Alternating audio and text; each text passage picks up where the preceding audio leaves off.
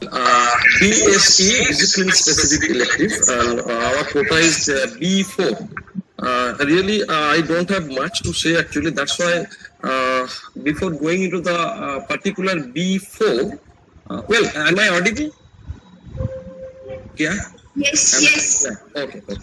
Yes, you are audible, Professor. Thank you. So before going into the particular our topic, that is B4, let me just say a few words in general on DSE.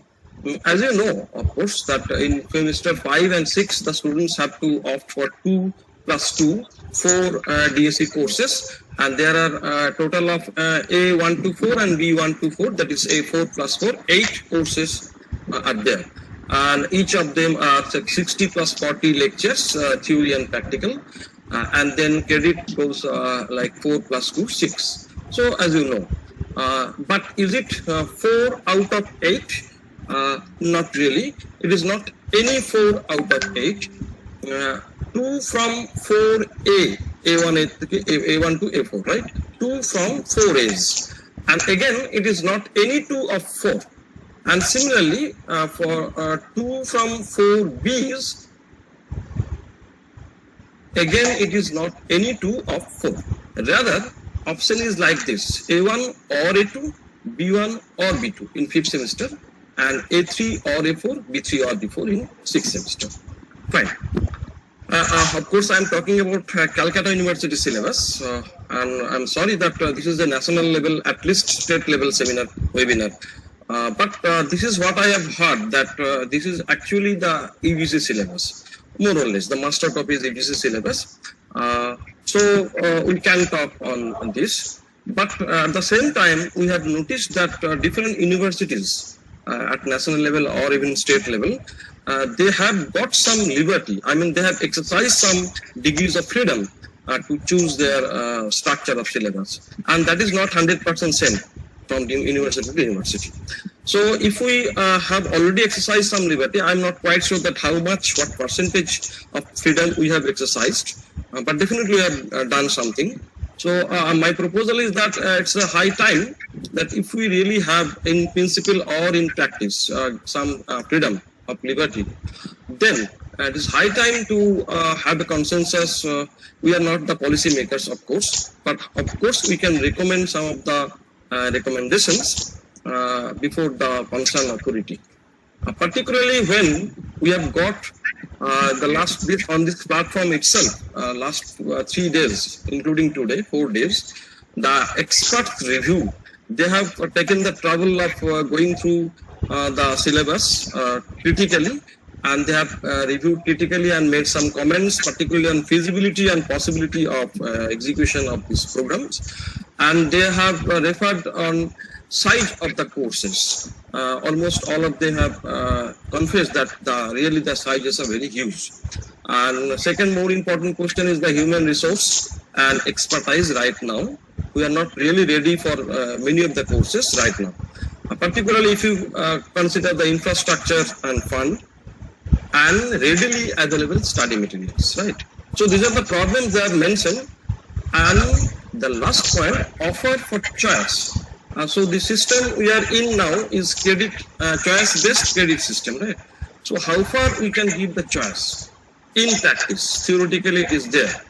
Probably not much. My prediction is that in semester 5, A2 and A1, almost 100% will opt for A2 right now for the coming few years, maybe for semester 5. And for semester 6, for some reasons, B4 would be preferred. I'm not going into the explanation of those probable reasons, but this is my prediction only, right? So now I'm going to my topic, our topic rather, B4, dissertation. And as Kay has already mentioned, it is different and unique on many skills points. First of all, it is very new. Okay, the other DSE topics are also very new, but by maybe content, but not by structure. The theory is there, the practical is there, the same sort of pattern of exam, evaluation, etc. That is one thing, but dissertation is completely new on that respect as well. The second point is 5 versus 50. if you just have a look, you will see that at least 50 lines are there for the other syllabus description of other DSC courses, but only 5, even less than 5 lines are there in this dissertation course. So that is a unique feature, that's why it is so different. And another important point is no compulsory lab is there. For every other dissertation, there is a theory and there is a lab, corresponding lab class. But here, no compulsory lab is there. Of course, lab can be there in other way. And as a result, the paper setting, moderation, examinations, examiners, HE, all sorts of things are very, very different in this scheme. And most importantly, here we have to, the students have to submit a project report, right? So these are the things that made before so special. That's why it requires so special consideration and discussion. Of course, we have to start with some warnings, caution points as mentioned or remarked by our experts in the last 3 days, and that are homogeneity in conducting the courses. They have pointed out that it is very difficult, but we have to do it. And moreover, conducting exam, that again is very different challenge, and to keep consistent in evaluation, that is also very different in this scheme compared to the other any courses. And finally, the review. Once what is mentioned in that syllabus, that review work, that is should not be taken as a misleading word. So we have to take a clear idea of what review is, how we can conduct the review, what should be the quality of review work, etc., how it should be evaluated. So all these technical points would be taken care of by CKP, Dr. Chandan Kumar Pal, and as I have heard that a few other senior teachers and friends have assisted him in formulating that guidelines. So we need a guideline, a clear recommendation for a clear point-wise guideline we need for, particularly for submitting the report, project report, and probably on review. So that they will be talking in the later part. So my part is rather a bit again different. I will be talking on the motivation and philosophy behind before. Well, why before is at all there in the syllabus? What in mind of UGC? Nowhere it is mentioned categorical, at least I have not seen. So naturally, I will be going with my own perception. You may not agree. But I have prepared my presentation along that line of my own perception, what I mean by motivation or philosophy behind this before. Well, in our childhood, we start with this kind of science, a big, broad subject science, class, say 5, 6, 7, 8. And then when we grow up, we gradually divide the whole science in at least 2 parts, physical science and biological science. And then even if we grow up further, we get a division further, physics and chemistry, right? And then in BSc level, we become chemistry honor student, and the left portion, okay, this is the general portion, blank, white, so chemistry honor student. And then in the first year MSc or later on, we get the division of inorganic, organic and physical specialization. And then if you even go further, then okay, many other things can be there. So this is the structure, right?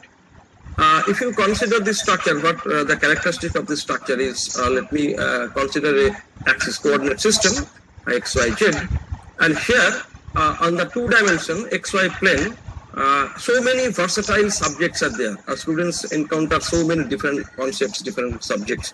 So they are all mutual, and of course they are very connected with each other, and rather they are very complementary.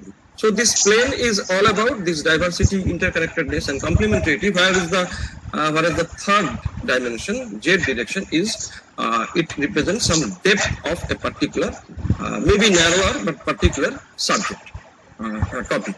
So this is how we go ahead, and as it is visibly seen that we are shrinking the XY area as we go up the stair. So the XY area is being okay, and at the same time we are increasing the Z length. Maybe the volume remains the same mathematically, and in other words, we are getting more and more compartmentalized. We are getting more and more specialized and more into the depth, right? So that is the system suggests. So what? So what? Actually, for answering so what, I have considered two inherent properties, set of properties. One is of inherent in system. You see, when you are in some level, say HS or BSc or even MSc, so you are in a particular Z level, then automatically for the coming days, you automatically get into the higher Z. Suppose you have passed the exam, so naturally you are through to the higher level, right? And the higher level automatically makes me fit into that level because the structure is designed in that way, right? So in a particular Z level, really we don't find any necessity that much categorically to aspire for something big, being in Z to or for the Z plus 1 level.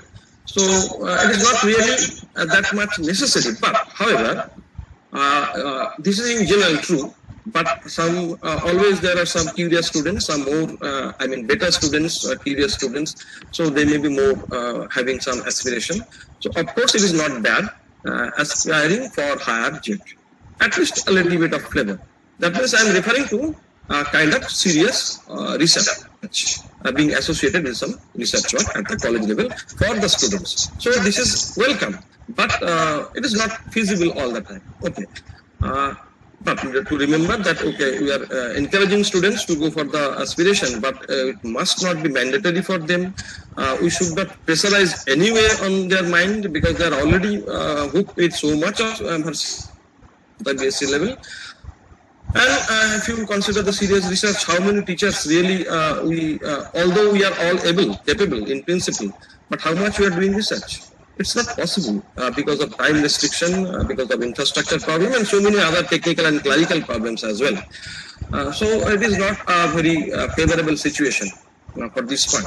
And now I am going to a more important aspect of my discussion, that is inherent in human nature, and of course also part of the system, inherent in human nature, and that is the priority problem.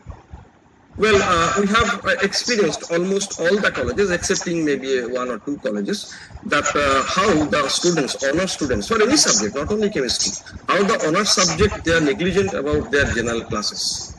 I think you will agree with me that mostly, 90%.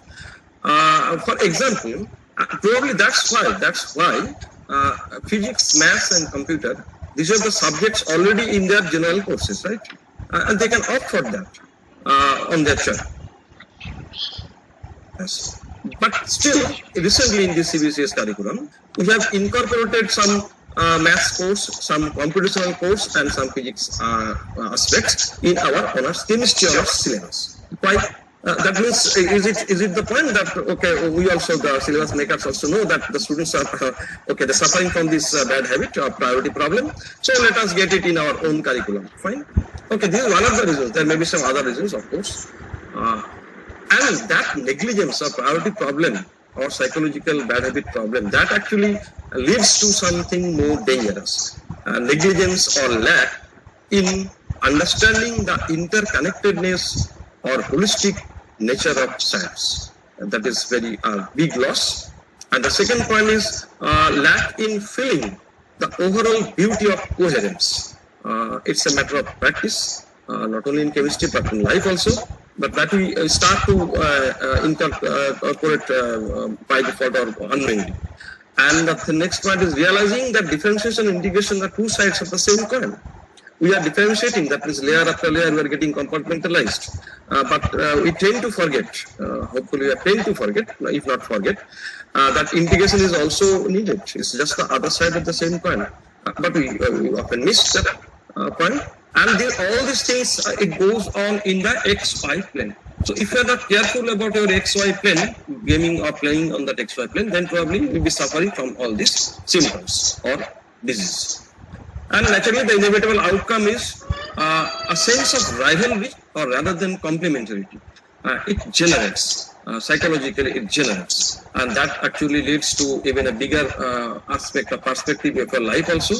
How? I am just giving some examples. I am calling it pair-wise disharmony. So it should be harmonious. Rather, we generate some kind of disharmony. For example, theory versus practical. So I think you will admit that our students are, that's our practice, our students are reflection of the teachers, of course, that when they are in a theory class, they often forget that it is a practical experiment-oriented subject. Chemistry is practical. On the other hand, when we are in a practical class, we just forget that there is a strong logical, mathematical science behind it. We take it as black box and carry out the practical classes. So as if we have made some barrier between theory and practical. And that same kind of barrier we often make by mistake, physical versus organic versus inorganic. Classical versus quantum. Some opt for quantum, nothing is there in classical, some opt for classical, okay, quantum is something, okay, you don't understand, it's not good. That kind of thing. Logical versus descriptive, mathematical versus non-mathematical. That's an important point. Mathematical versus non-mathematical. Often we fail to train them that, okay, you need not be a master of mathematics. It's just a language in chemistry. And at the same time, the computational, that you don't have to be a computer expert. You will be just using the computational aspects for a chemical purpose, right? And visualization versus memorization. So these are the things that very often we forget that these are really complementary to each other. They are not at all rivals to each other, right? So that is one important point. And so for my perception, my aim, as far as this dissertation is concerned, the attempts to, number one, to overcome the bad thought habits. At least to give some light, to open, sow, and awaken to the world of consistence, beauty, and harmony of chemistry. Chemistry as a whole, right? Including physics, including maths, including organic, physical, inorganic, everything.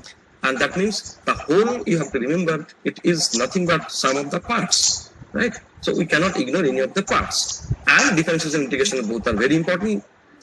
And the last 2 points are most important, that if I can broaden the horizon on the XY plane, rather than to dip into the deep along the Z direction. So I think at the BSc level project work, dissertation, this should be the theme or spirit or philosophy. At least my perception goes on that. And the most important, what we can really do, extend and explore further the new inclusions. Okay, even on the XY plane, you see many things are can be done. Right? We are learning. The students are learning quite a few new things. Right? So they are very new, even new for teachers. Most of the teachers. So in class lectures, maybe it's not that possible, other than covering the syllabus somehow and getting ready for exam. But some students are there. They want to explore further. So they can get some scope in this project work. And exploring further some conceptual aspects. Maybe they are old conceptual. They have been learning since class 11, 12 or even earlier. But they have never ventured into the depth of it. So they can explore to some extent the conceptual depth of all those old concepts, right? So these are the aims. And moreover, this is not less important, that whatever compartmentalization or specialization we make, our system make us make. But nowadays, the higher studies are very often multidisciplinary. So you have to have a look of a taste of different compartments as well. So that is no less important. And keeping all these things in mind, as far my spirit goes, I have written an article actually in the workshop volume, Bankim Sardar College and Physical Chemistry Teachers Forum, volume 2. That article contains actually such proposal of 53 proposal of projects categorized in 7 different categories: computational, mathematical and computational, symmetry and group theory, history of science, quantum mechanics, and general science. It can be extended. This is just an example that what can be done. And of course, I'll expect my friends to come up with this line, and they will propose their own, and that would give you a huge bank in coming days, a huge bank of proposals. And I will just quickly go through, not mention one by one because it will take time, but just to give you the confidence that okay, PD has done it. He has really published an article. Say computational. We learn Newton-Raphson method in the core course in paper 11, practical. Numerical integration, that also we are doing. So we can apply this learning that we have learned to some level, basic level, for other chemical problems. So one student can go for searching what are the problems we can apply here for this techniques. So similarly, least square method and nonlinear least square method that was Ankon was talking about. So these are the types of examples that we can explore further under that category. And then comes mathematical. Okay, so again we are getting some new things in ACC course mathematical, right? So we can explore further. At least some of the students explore if mathematics is their choice. And then you can combine mathematics and computation. Okay, you have learned two different things, two different compartments. So again I'm integrating that mathematics and computation. You can integrate and explore it further in your dissertation. And this is a bit something different. If someone is interested beyond a little bit beyond the syllabus, he can go for example, group theory and symmetry, and then history of science. You see, in physical chemistry or all branches of science, starting from economics to biology or chemistry, physics, we come across so much of mathematical interesting concepts. Like we often use E. Everyone knows actually E, pi, root over minus 1, that is I. So E, pi, I, gamma, infinity, zero, and numbers in general. So there are very intriguing, interesting numbers, and there is a lot of history, right? They have not come out of blue. Just one fine morning we have got this. A lot of history is there, and history is always attractive to personally to me, and maybe for many other students. So let us give some scope to go to the history, but not history of Ram Janmabhoomi or Babri Masjid, but history of science. Quantum mechanics. Well, quantum mechanics, we are getting a lot of quantum mechanics, and still scopes are there for further exploration, including some method I mentioned here, which are actually part of our DSE A2 course, right? A2 mathematical MS Excel course, and finally the general science. So you can have this all these PPTs from Kia or Ajanta. Here are the references from 28 books I have referred, and all are popular books, popular at the same time very serious, not our text, so-called textbooks. 28 references are there, and I recommend highly inter-college collaboration. I personally recommend, because another problem I forgot to mention, that in some colleges there are many students, teachers are less. In some other colleges, teachers are adequate, but students are much less. So there could be a good collaboration, and I'll be expecting at least from other teachers from colleges, because my request is, my friends, to feel free to ask me for any sort of cooperation, including that in terms of all the books referred here. I do really have all those hard copies. Hope you, along with your students, will enjoy the adventure of landing in many different wonderlands beyond chemistry, but of course not very away from chemistry either. So chemistry is always at the center point, and we are all around it. And thank you in advance for your coming collaboration. So thank you. So over to Chandan.